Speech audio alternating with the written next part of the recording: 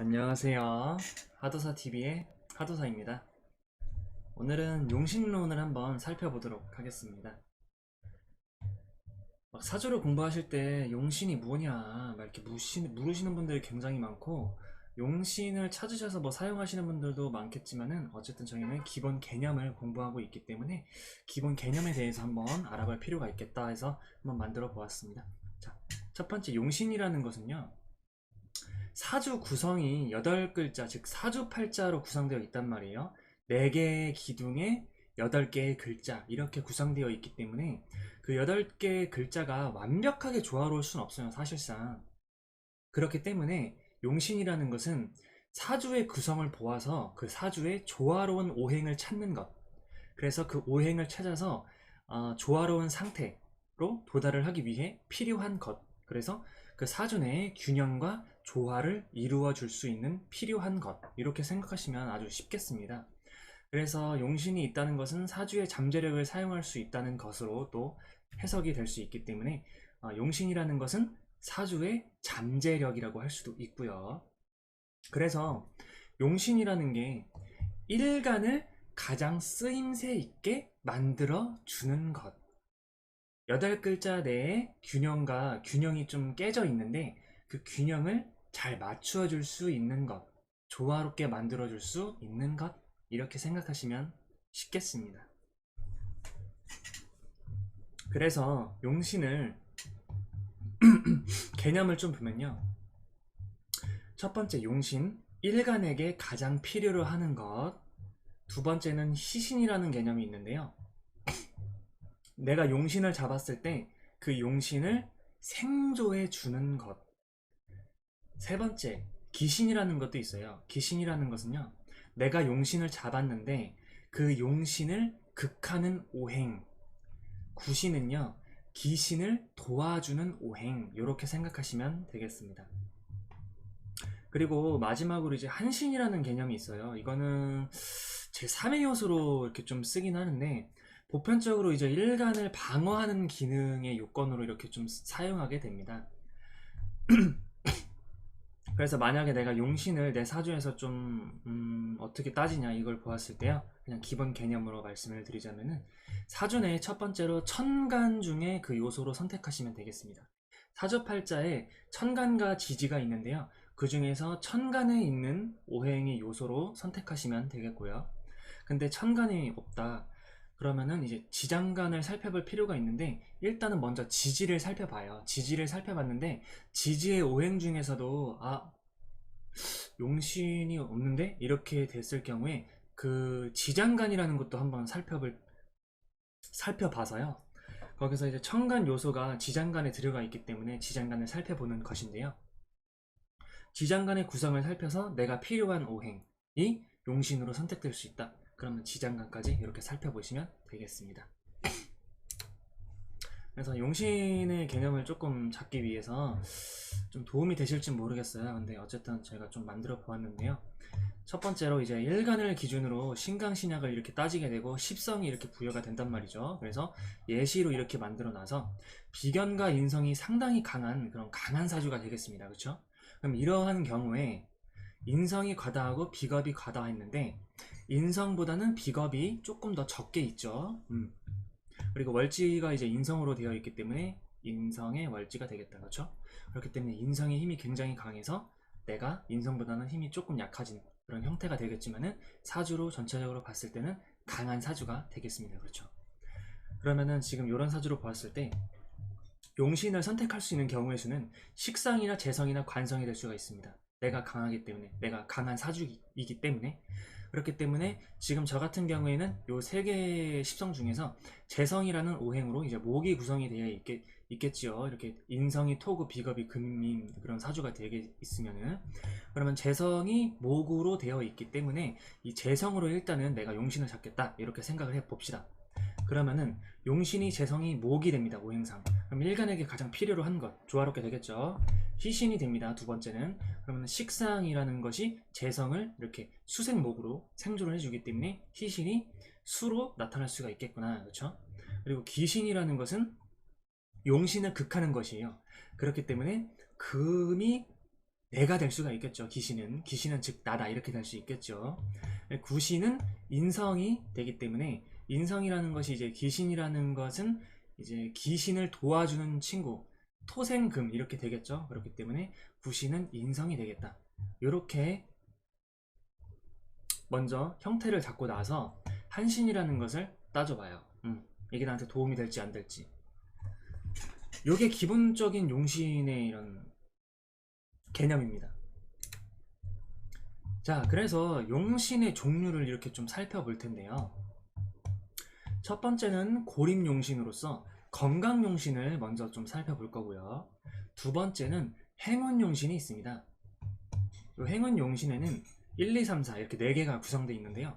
조후, 억부, 통간, 아니 전학용신, 통간 이렇게 4개의 용신이 구성되어 있어요. 그래서 첫 번째는 아까 제가 말씀드렸다시피 고립용신은 건강용신이다. 고립용신이란 무엇인가 하면요, 오행이 구성되어 있는데 어떠한 오행이 뭔가 고립되어 있는 형태를 말하는 겁니다. 극을 당하거나 내가 생조를 해주는 그런 오행이 하나 있는데 그 오행이 생조를 해주고 혹은 내가 극을 받고 충을 받고 막 이런 형태가 되는 것. 그래서 고립용신, 힘이 없다 이런 말입니다. 그리고 두 번째로는 행운용신 중에 조후, 억부, 전항, 통간 이렇게 용신이 구성되어 있는데 조후용신은요, 계절을 나타내고 있고 그 다음에 환경을 나타내요. 내가 처해진 어떠한 환경적인 요소, 내가 처해진 계절적인 요소. 그래서 지지 자체를 거의 보고 이렇게 판단을 하지만은 저는 좀 천간도 좀 필요하다고 생각은 하거든요.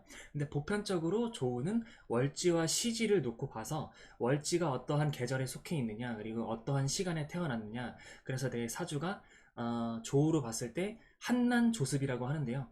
너무 덥나 너무 춥나 나 되게 좀 메말라 있나 막 좀 습한가 막 이런 걸 좀 보는 게 조우라고 생각하시면 되겠습니다. 그래서 내가 어떠한 환경에 처해져 있는 것, 억부라는 것은 신강 신약을 나타내서 하는 것인데 일간의 강약을 나타내서 힘이 너무 강한 것은 눌러준다. 이게 기본적인 개념이고요.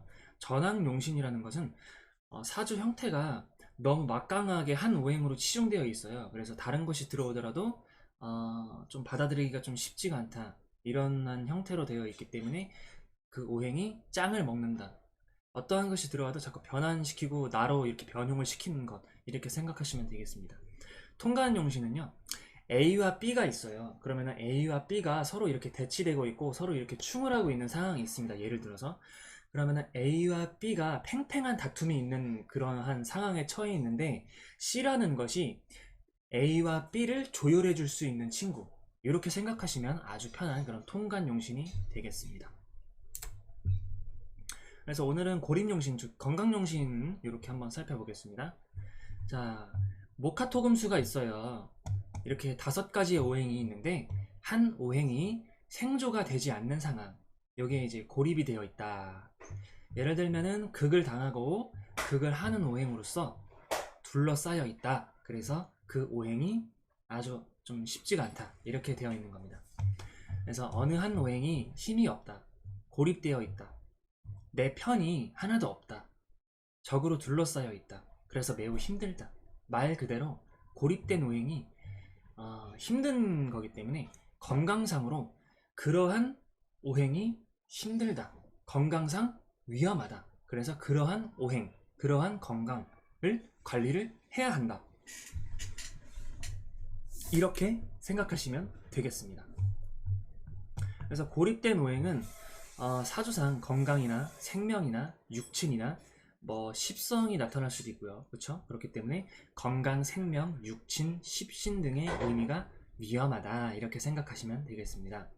제가 여기에 십성은 써놓진 않았습니다만은 지금 이렇게 오행이 구성되어 있다고 쳐봐요. 일간이 목이, 내가 목이에요. 그쵸? 목이 하나, 둘, 세 개가 있고 화가 2개가 있고 토가 2개가 있고 월지를 포함한 토네요.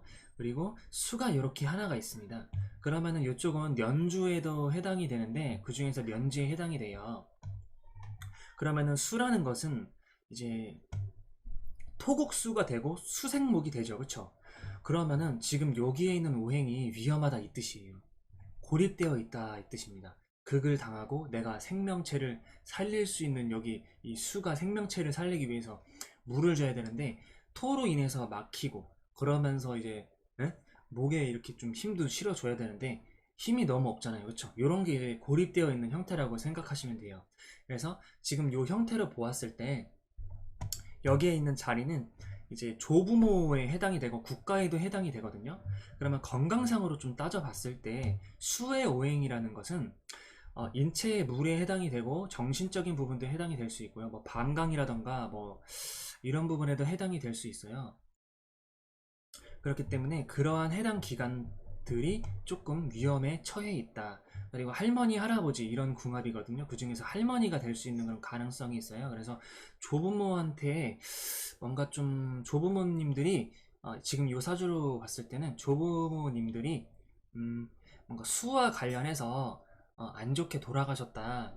그리고 지금 이것은 내 사주기 때문에 그러한 조부모님한테서 건강상으로 이제 뭐랄까 유전병이라고 하죠. 그런 것들이 뭔가 좀 수와 관련된 오행들이 나한테 이렇게 좀 와서 나를 좀 위험하게 할 수 있을 가능성이 있겠구나, 이렇게 생각하시면 되겠습니다. 그리고 지금 여기 십신은 부여를 안 해놨지만은 이게 수생목을 받고 있기 때문에 인성에 해당이 되거든요. 그래서 십신이 지금 할머니 자리에 이게 여기 이제 편인이나 정인, 즉 인성에 속하게 돼요. 그러면은 인성이라는 것이 어, 부모님 이런 것도 되고, 지금 조부모 할머니에 해당이 되고 있고, 그 다음에 인성은 학문 고향 뭐 이런 것들에 대해서 될 수가 있단 말이에요. 그렇죠? 그러면 그런 것들도 조금 위험할 수가 있겠구나, 이렇게 생각해 볼 수도 있다. 이런 걸 제가 좀 말씀드리고 싶었어요. 근데 사주는 전체적인 구성을 딱 봐가지고 이렇게 풀이를 해야 되는데, 어쨌든 좀 간단하게 좀 보게 된다면은 이렇게 생각할 수도 있겠다. 그래서 오늘은 여기서 마치도록 하겠습니다. 감사합니다.